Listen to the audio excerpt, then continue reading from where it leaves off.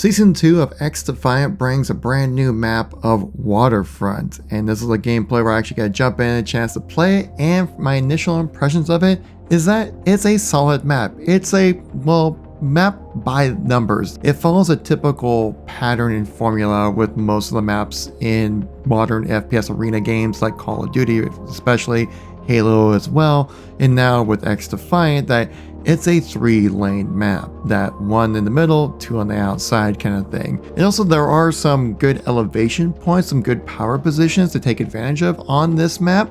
And I think they are rather well balanced. But the thing is about this map though, it feels so much like the other maps in this game that it doesn't really even feel like a new map, if that makes sense. Like, it doesn't really feel like it changes the gameplay or brings anything different to the table as a map for XDefiant. I feel like it kind of really falls in line with the other kind of maps, like say like Showtime or like Pueblito, Echelon, and Liberty. Might even throwing Arena in there as well. It's like it just feels like it's one very basic level where most of the action takes place on, and you have like some power positions of elevation, but that's about it. And that's where I think this map really kind of struggles. Feeling like it's a unique experience. Like, yes, visually it stands out, but gameplay wise, it kind of just feels the same.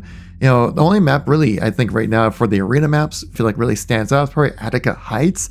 I feel like that one has some really cool elevation changes and it's kind of interesting and brings a new type of gameplay experience, right? Where this map kind of fails to do that. And in the game modes we play in this video, Domination as well as CTF, you can kind of see how it just kind of plays like any other kind of 3-lane map. It doesn't really stand out to me a whole lot. It doesn't make me like, oh heck yeah, Waterfront's up. That's what map we're gonna vote for. I just kind of, it's not bad, it's not great, it's a good map. It definitely plays well, but I just feel so indifferent with it. I don't know if you guys are feeling the same. If you feel any different, let me know in the comments. I do read all of them. I also come across one of XDefiant's biggest issues currently within the game, and that's getting shot around the corners. You'll see that in this video. It's not good. The core gameplay experience of XDefiant is still so much fun. It brings me back to play. In this video, I bring you the full experience of what Waterfront has to offer. If you like these kind of videos, like and subscribe is always appreciated. Let's get this guy here.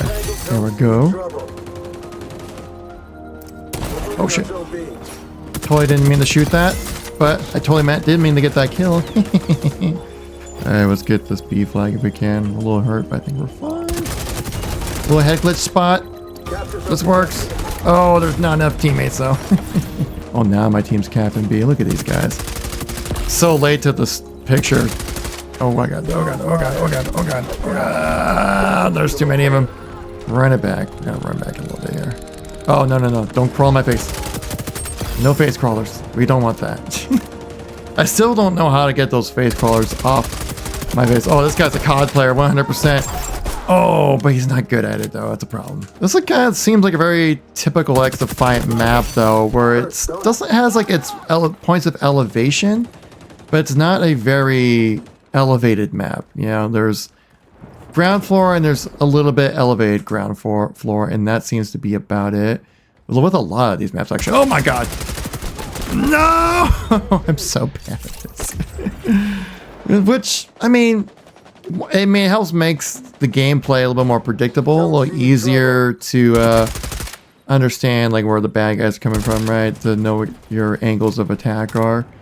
But I think it also kind of like dilutes the gameplay a little bit, where it makes it not as interesting to play.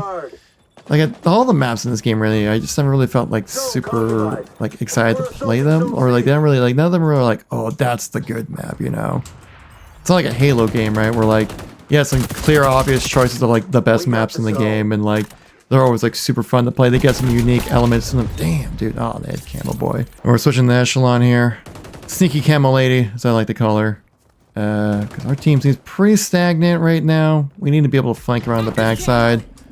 And that's just not happening, so I'm going to try to see if we can disrupt a little bit in the backside of things here. Get them off their comfortable little spots and make them move around a little bit. Or that. Or just die around a corner. There's also that.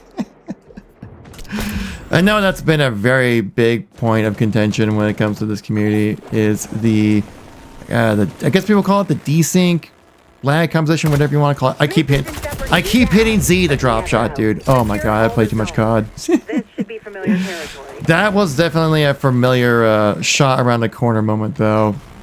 And I know that's been a major point that the developers have stated that they want to try to fix in this game. And they've tried their best, but it seems like constantly been an issue. I mean, it's the main reason why this game was delayed basically a year. Because they want to make sure that, like, when you're playing a game, you don't feel like you're being cheated because of poor netcode in the game or anything like that. Oh my god! Of course you got the shotgun, dude.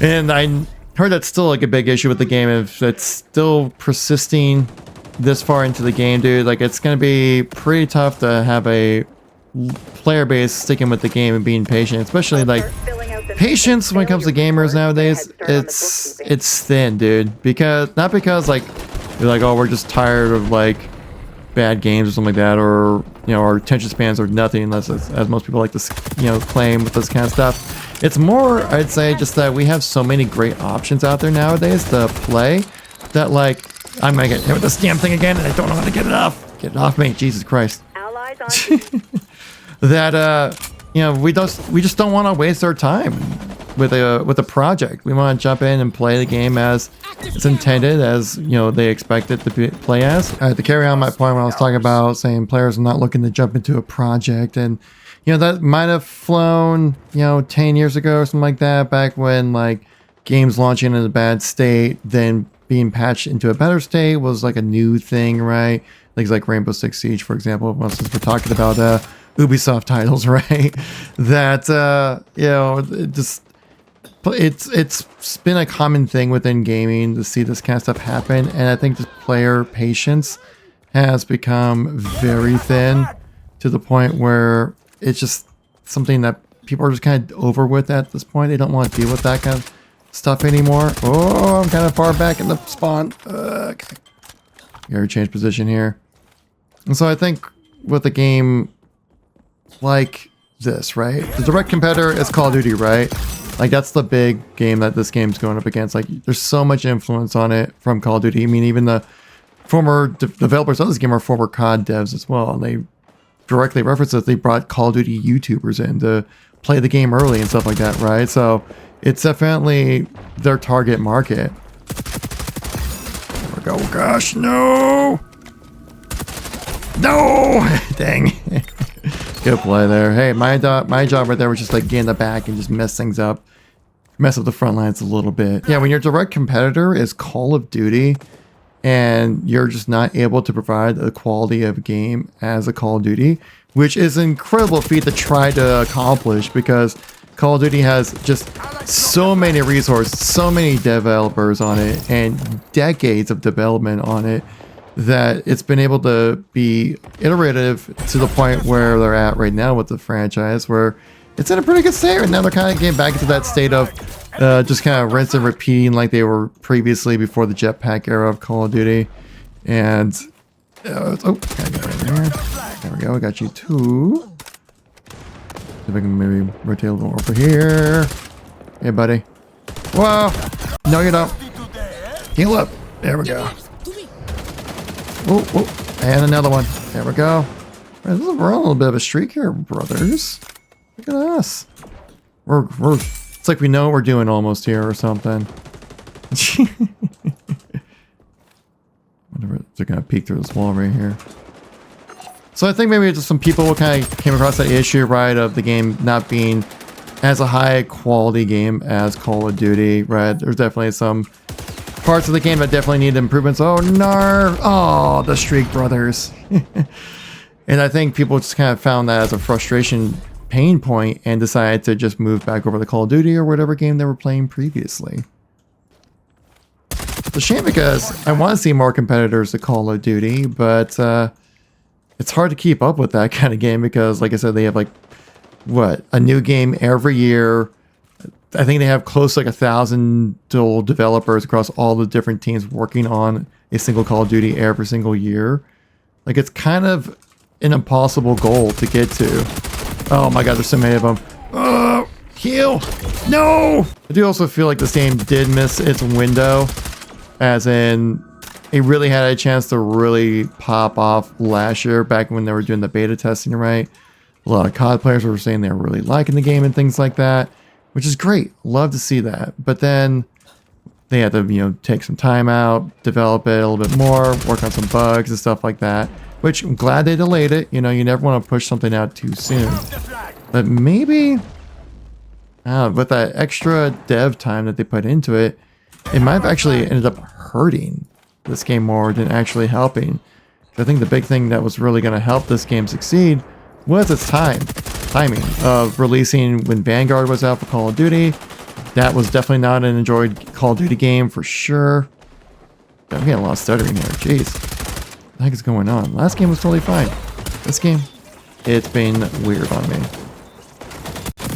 I'm getting a lot of stuttering, dude. What the heck is going on with my game? Oh my god. Yeah, there's nothing on your guys' end on the video. This is strictly on my end when it comes to like the video glitching out on me. Anyone here still playing XDefiant? Let me know in the chat.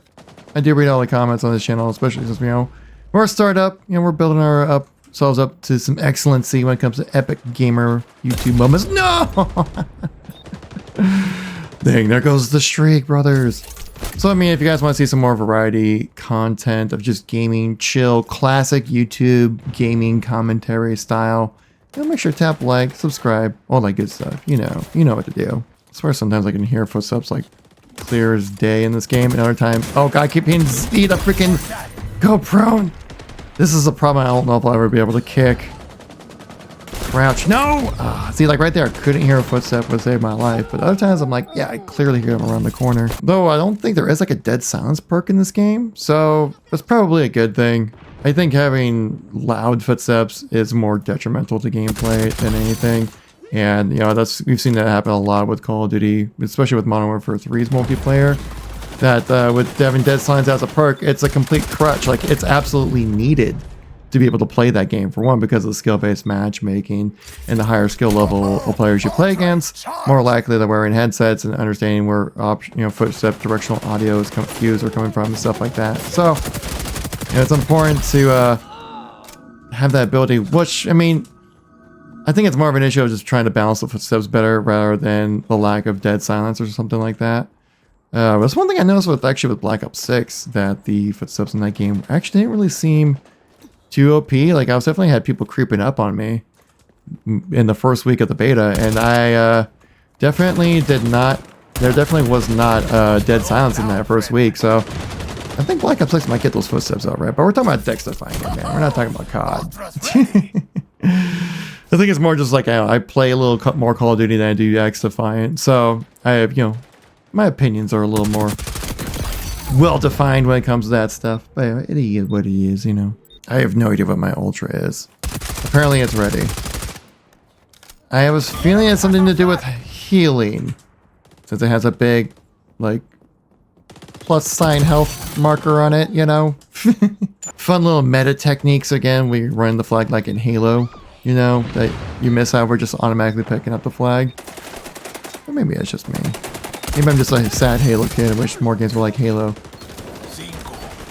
Oh, the game's about to end here. Oh, my game's chopping up like crazy. And we get those wins. Let's go. All right. Well, if you guys enjoyed this type of videos, make sure to tap like and subscribe. I'll catch you on the next one. Peace out.